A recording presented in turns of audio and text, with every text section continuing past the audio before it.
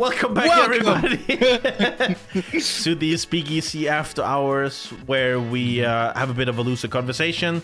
We just finished reviewing the classic album Led Zeppelin 2 on the main podcast. Check that out if you haven't already. Yes, sir. Mm-hmm. But now, as always, it is time for the After Hours. Cheerios, my good sirs. Yes, sir. Cheers. Thank you for not walking out on us. We appreciate you here. It doesn't matter if you gone with us to a bench in the park. Well, because we're drunk and it's late at night. Could be another bar. To another after, bar, another after party. Who the fuck knows? But thank you for joining us. Yes. Now, with that being said, yes, my friend, let's get into it. Yes. And I want to start this off with last week's biggest news in the whole world. Oh, here we go. Billionaires dying in submarines. Oh, yeah. We laugh, but it's actually sad, though. Man. It is really sad. No, it's really sad, but also that company should not have fucking existed. It's unbelievable what people are willing to do and willing to put themselves through. When they the thing is this, you want to know? Here we go. I'll start out something completely wild. I think in general we as a society have this preconception that if you're a billionaire, if you're a multimillionaire, you're smart, you're someone who knows how to make money, and and obviously this counteracts that point in its entirety, because man, the videos of this thing getting built, Submarine looks so ridiculous. Not only that, they're just screwing in the glass fiber. They are controlling it with a Logitech gaming controller. Yeah, they I think the most damning part is they have the window that they're using was only rated for 1,400 meters. They went down to almost triple that, and it's like, come on, man. It's wild. It is actually insane. I mean, I am kind of glad for, in a twisted way, I'm glad for them. It imploded, so they died instantly. Yeah, imagine, man. Yeah. Imagine just freezing to death or like suffocating or drown. My worst fear ever is drowning to death. Oh. I think the thing is, imagine this. You know that there's oxygen in that little tin can for 4 days. Hours? No, I think 96 even they said. Okay, yeah. And so that's like 4 days. And imagine now it looks like it did implode, and thank God for that, because if you want to go instantly. But imagine if it had just been an electrical fault and they just been lying on the floor and you lie there 4 days and you just know you're stuck in there for 4 days. Gonna die. Yeah. That's so sad, man. That must be the most horrible way of going. And it's really insane. Like the story of the guy, the 19-year-old kid who's in there and didn't want to go. Yeah, that's crazy. But wanted to please his dad. It's like, come on, man. That's so sad. Yeah. I hope that company. I unfortunately, I think all the papers that are signed before you go down are so ironclad that company won't face any liability, but they should, because that's ridiculous. Like it's from what I've seen is the contract. They said like 3 times on the first page how you could die. You can die. What? Yeah, why, man? That's ridiculous. Also, what was it? $250,000? No, more. I think more. Per seat? That's nuts. To die? Oh, I'm not gonna pay $250,000 to die. No. What? The crazy part is, I think out of everything, the most crazy part is still that even if you have that money, you're willing to subject yourself to that for a view that you can literally get from a TV screen. Like there's literally the robots that have took better pictures that you can get from being down there. That's like listen, if you could dive into it and have a full 360 and you were immersed in the Titanic, at least that would be something completely unique that you couldn't get anywhere. And then that would, I can understand why some people would think that was worth the money. But having it's a window. It's just a window, man. It's like the same window you have in your house almost. Like it's not unique in any sense. You're saying something interesting there, my friend. Because we've also had a chat about going into space. Yes. Wouldn't that be the same thing?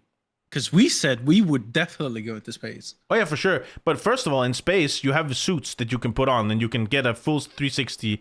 I feel like you're in space, walk on whatever, and be tethered to it, right? I see. First of all. Second of all, I don't think anybody like the Titanic is such a small comprised thing. You can take photos of it and be completely like you can take pictures of everything. They've even 3D mapped it now, right? So they have pictures of everything. Yeah. Its space is infinite, and there will never be. You can never replicate what you see directly in space. That's true. I guess. And so for me, that would be the deciding factor, right? But also, if I went, listen, if it was the same type of deal and it was just some guy welding two things together and going, oh yeah, I was about to say that. Security, what if some B company? Yeah, no. What if it's some B company saying, I'm out. For $250,000, we're gonna go around the world once, like in orbit, and then we go back down. No, I know. No. Hell no. No. I think if it's NASA, I would go. Yeah, NASA, exactly. If it's NASA, Elon. Yes, maybe, yeah, it could be if you know, like the thing is, just do the research. It's not. It took people on the internet like less than an hour after the news broke to find these videos of the guy going. Well, they like you found people found the guy. Did you see the guy, the security guy? Where they first hired a security guy to validate the security, like to check it out, like give it the blue stamp, like this is, and he went, nah, it ain't good. Then they just fired him. It's like, nah, okay, if you're not gonna do it, then fuck off, right? Like, come on, this can't be real, man. So stupid. Yeah, it's ridiculous. It's ridiculous. Yeah. So no, I think for me it's, but I do think it highlights an issue, and that is completely unrelated to this particular incident, but it is the fact that. You see, at the exact same time that those 5 people were missing in that tiny submarine, 500 people, 500 migrants were dying on a rickety boat, and there was no rescue for them, like in the same extent. We literally had people sending. Now, obviously, and that's another part we can discuss, like the fact that obviously the U.S. Knew from the beginning that they were dead because they apparently detected the implosion. So it was all a hoax anyway, in some sense, the search and rescue. But the fact that we spent resources on that, like, that's a lot of resources. That's I mean, I feel bad for the guys dying, but they knew what they were going into, and so I don't feel like that was warranted. I'm gonna be honest with you. Yeah, true. But true. Speaking of Elon Musk, actually, did you see the apparently Elon and Mark Zuckerberg are rumored to get into a cage fight? Yes, I saw that. Yes. What? This universe, man. This timeline. I would love to watch that. That's so funny. Yeah, and I think in general, you see this a lot of places. It's becoming more and more popular because of the YouTubers and the whatnot that you're boxing, right? But I'm gonna be honest with you. If I'm KSI, if I'm Logan Paul, Jake Paul, you don't have a lot to lose in the sense that you're younger. If you're Jeff Bezos, if you're Elon Musk, if you're Mark Zuckerberg, why would you get into a fist fight? You literally you have nothing to win. There's nothing to gain from it. I hear your point, and I'm raising you another one. Mm-hmm. I don't think that. I think in a sense nowadays, because we are growing up, our generation is growing up, and is able to invest and work at those places and like get the money to shit like that. That shit will boost your company 20-fold. No, in that sense, I agree. But personally, let's look at, and I think there's a different. No, personally, of course, they don't have anything to win. That's what I mean. But yes, I get. Yes, you are true about that. Like personally, no, what the fuck is the game from beefing Mark Zuckerberg? You know what I mean? Like I think that scrawny lizard man. Like what the fuck? But I think the thing is the funny thing for me is if I understand it from Elon Musk's perspective more because he is outspoken. Likes to criticize, likes to have the debate. Obviously, bought Twitter on a whim. Is doing all sorts of weird stuff. So funny. But he's wild and all over the place, right? Okay. Yeah. He seems like the type of guy that would do that. Mark Zuckerberg, on the other hand, seems like the most calm and nerdy guy. Doesn't really seem like the confrontatorial type. He doesn't seem like the guy that gets in your face. and True. he has less to win because it's not expected of his character to do the thing. Like on the other hand, you could also do the counter argument and say he has less to lose because he's Mark Zuckerberg. No one really gives a but I think I just think if you're at that level, I think Elon is forever tied to Tesla and whatnot. He can never not be Elon. Like you will always be. No. Yeah. But exactly. if you're Jeff Bezos, for instance, I think he's doing the right thing. He's just living his life, chilling, right? He has made more money than you could possibly ever spend, honestly, to be. Yeah. That's true. Yeah. And he's getting rid. Did you see that, by the way? Jeff Bezos is hella shredded now. He just decided to just Google that and have yourself a good. I mean, listen. If you honestly, I think if you have billions, you have no excuse to not be in shape. I agree. I agree 100%. Let's be honest. Let's be honest. I agree. You can afford all the personal trainers. You can afford all. No, I'm not gonna say in shape because that's stupid. But I mean, in good health. No, but that is literally being in shape, right? You don't have to be completely fully jacked. You don't have to be Chris Evans, Iron Man, true, Captain America sort of levels, but you can at least be fit and be in shape. I just think I think in general, if they want to fight, and let's say if they decided to do it and they went together and they went, okay, we'll fight each other, but the price is 100 million and we'll divide it to, let's say 10 non-profit. Then all of a sudden I'm down. That's the thing. Yeah, that's the thing. Yeah, but they haven't set a price, is they? They no, I don't think they set a price, but they said that it will go to charity, all of it. So that's cool. But unless it's a substantial amount, I would still not do it. I mean, knowing that they'll probably throw 100 mil at it, probably. I mean, if you see how much money KSI and Logan Paul make from those fights, like tens of millions, it's ridiculous. Yes, the Sidemen in general. I would. Yeah. If you said to me now, in let's say how long do they train for? Let's say like 2 or 3 months ish. 3 or 4. In 3 months. In 3 months, you're gonna be fighting whatever Deji, KSI. I mean, I would be like, I have no experience, so that would be like kind of tough. But you know what I mean? Oh yeah, like I would do it 100%. But you're gonna get. You're gonna get 10 mil off of it. I'd be like, fuck yeah. Even 100K, I would be like, I'm down. Yeah. Fuck yeah. Yeah, you know what I mean? Yeah, I agree 100%. But I think if the ball game changes when you're a billionaire. Yes. Because that's the difference. Like I think I've watched the Sidemen and KSI and those guys for maybe all their lifetime, almost like at least 5, 6, 7 years. Whatever, right? From the soccer challenge days. Yeah, exactly. From when they were just scrawny YouTubers, right? Yeah. And I think the smartest thing they did was diversify as much as they did. They have 100%. Prime is so big. It's nuts. Tomorrow KSI and Logan Paul will be in Copenhagen, by the way, launching Prime in Denmark. Yeah. Oh, that's cool. Yeah. It's unbelievable. Like I asked, the crowd that will gather is gonna be insane. Yeah, but it's mental because I asked my friend Mass has a daughter, and I asked her. She's 13, I think, 12, 13, and I asked her. I was like, so is it how, like, in your class? Wow, what is Prime? And she's like, yeah, everybody drinks Prime. Like, I like most people do it, right? Knows of it, yeah. And it's like, it's in Denmark at least. It's like we don't have the caffeinated version because it hasn't been approved yet. Yeah.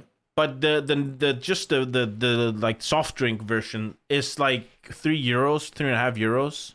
It's so expensive. It's unbelievable, man. But people buy it. I know. It's hype. Yeah. I don't get it. I honestly don't. Good for them, and they've marketed for sure. it. They get back. Yeah. The way they are marketing it is fucking. Like the company is less than 2 years old, and they are not only are they the UFC drink of choice. Arsenal. Yeah. They also now signed Israel Adesanya, from what I've seen. Yes, as a promoter or whatever. Yeah, madness. I know. It's actually insane what they're doing with it. Yeah, but yeah, I also going on to a bit more of our niche, a little music news. Oh yes, here we go. have you been up to date with all the Weeknd hate he got from the Idol. The Idol? Yeah. What'd you think of it?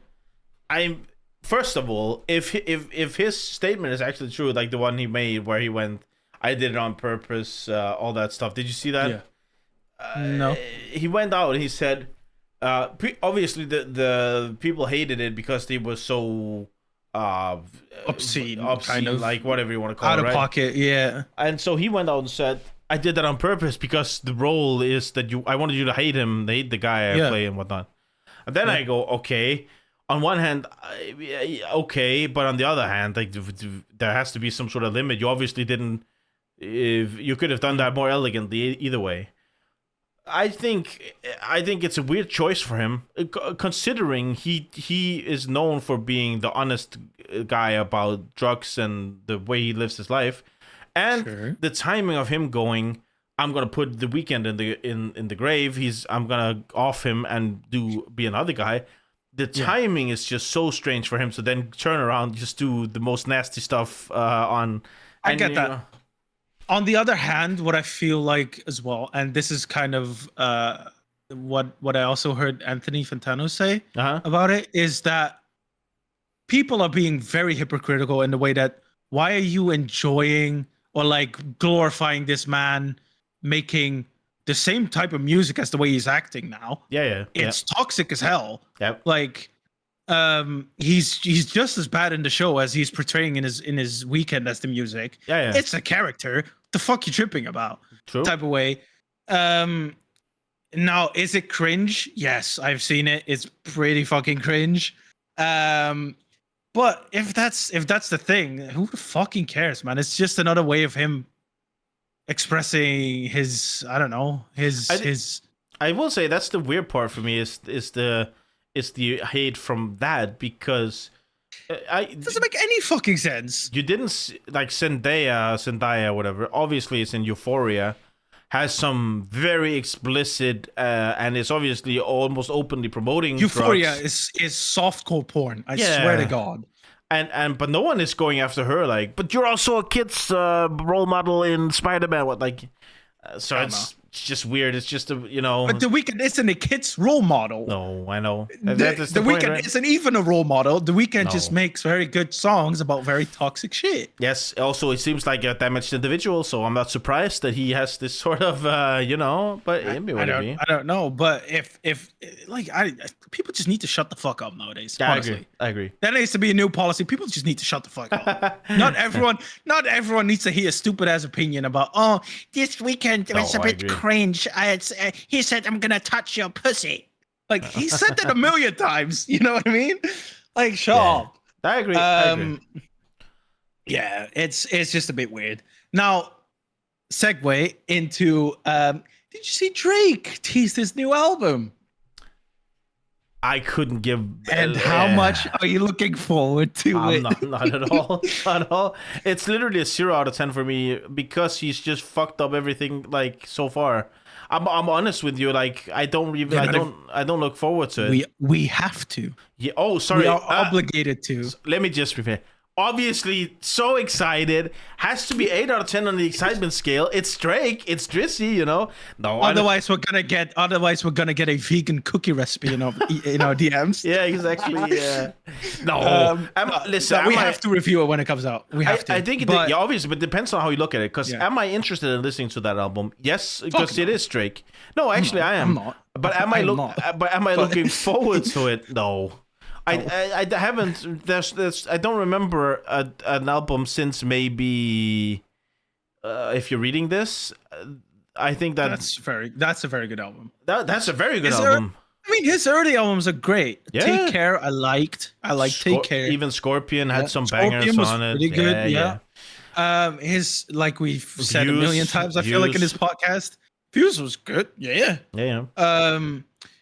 But let's be honest, Drake has been on some bullshit. He just doesn't give a shit. He doesn't care anymore. He is Drake. Yeah. His albums will sell. It doesn't matter. He's a billionaire. He's gambling his fucking life savings away, but it doesn't matter because he could just make a new album and he just get it back in a week.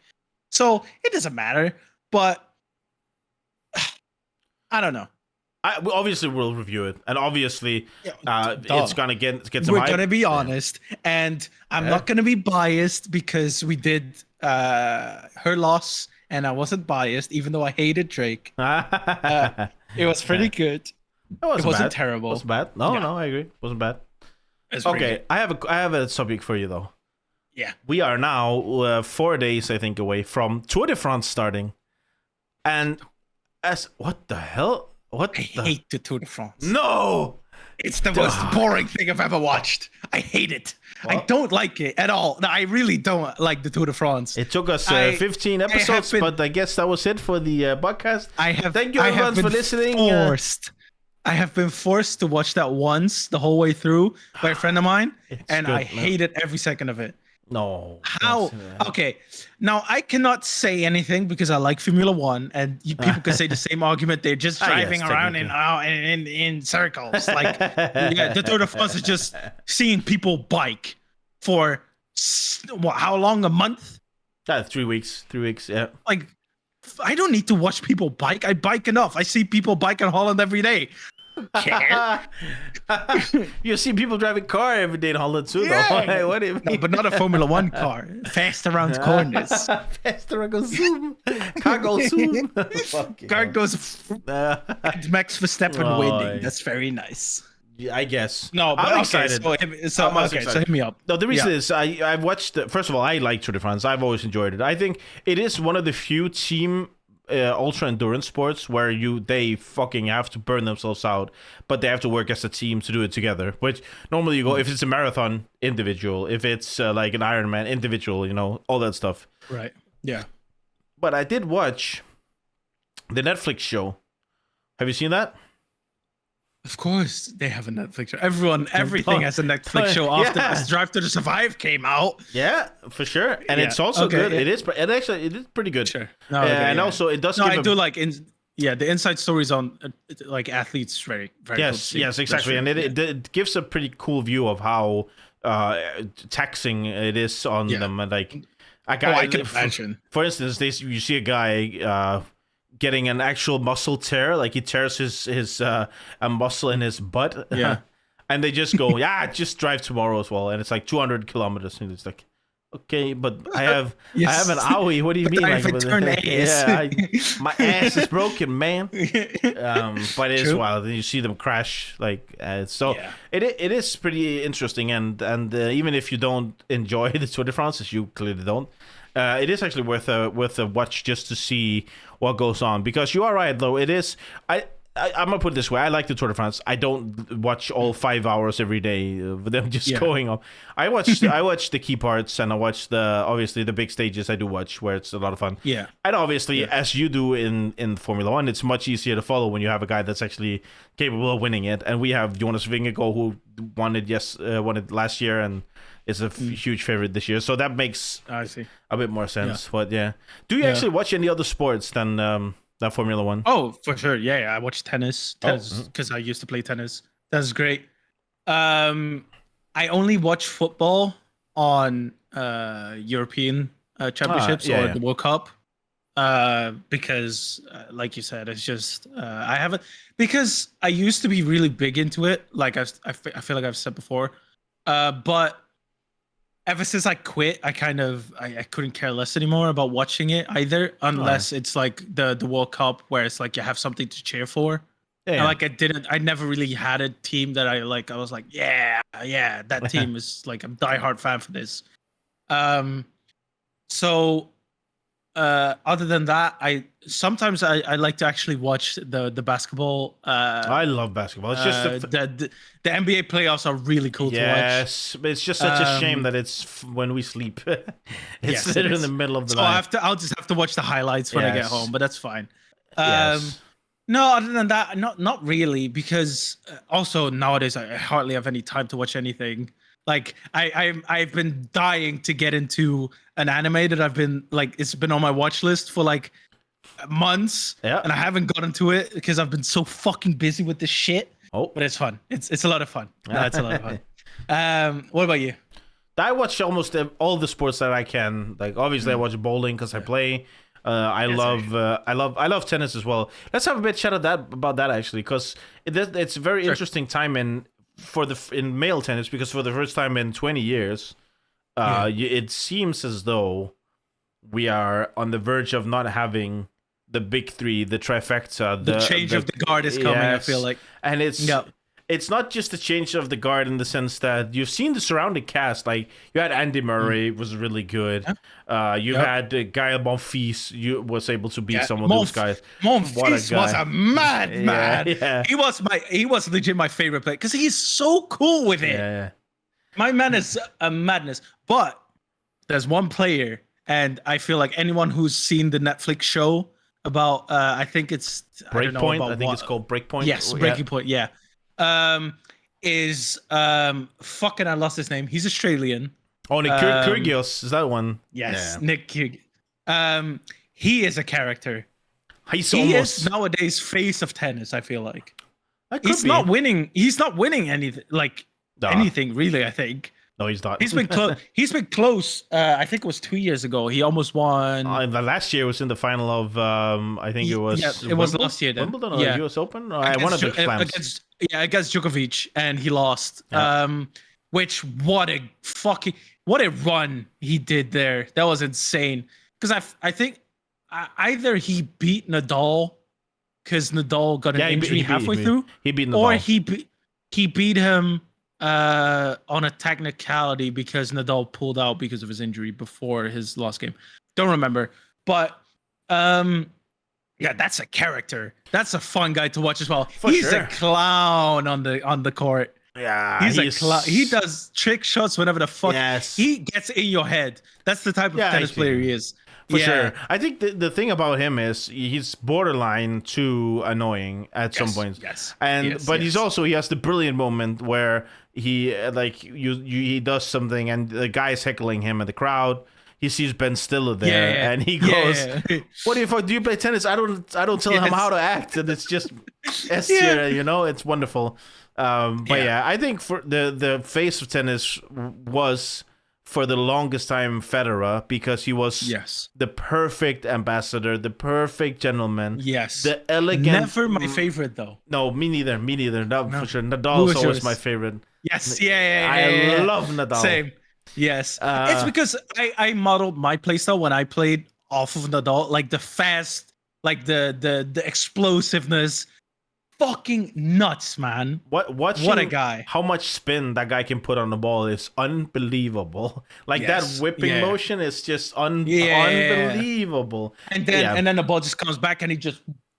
Fires it along the line. It's just absolutely. There's just so much about his story that's cool, because the part about where his granddad, I think it's coaching him, and he goes, he's obviously Nadal famously right-handed but plays left-handed because his granddad told him you'll have a killer double backhand if you do it, and it's just so like that's the stuff of legends, right?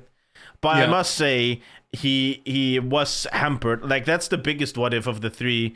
Imagine if that guy didn't have the injuries. He would have dominated everything. It was really insane how good he was at one point. Like, I feel like Nadal's prime is the best out of all of them. Yeah, I agree. Like, Djokovic and Federer's longevity and consistency is probably almost equal.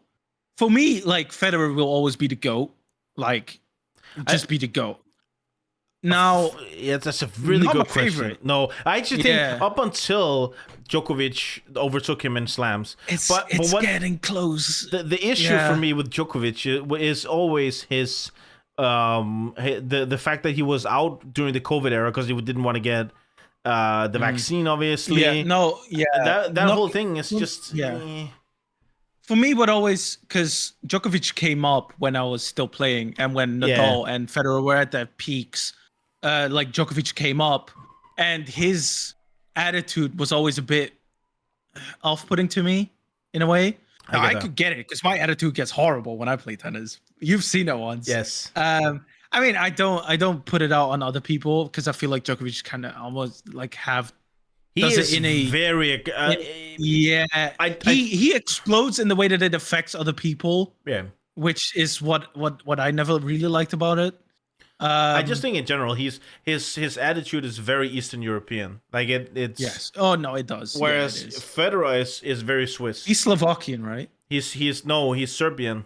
He's Serbian. Serbian, yes. Sorry, yeah. But Federer is the perfect example of a Swiss guy, of a gentleman, a mild character, but also fiercely competitive and elegant as a motherfucker. Oh yes, I've seen this clip of him where an opponent of his just where the umpire thinks he barely got the ball after it bounced twice. Yeah. And Federer's like just really elegantly just explains that it's not possible because he played it with a top spin. Yes, exactly. So there's no way he could have made that if it went downwards or something like that. Yes, exactly. Insanely classy. It's just really cool. Yeah. For me, I can understand why he's for most people's favorite, because I will say objectively the most aesthetically pleasing to look at. So elegant. His play is so clean. And it just looks so effortless. It's infuriatingly clean. Yeah.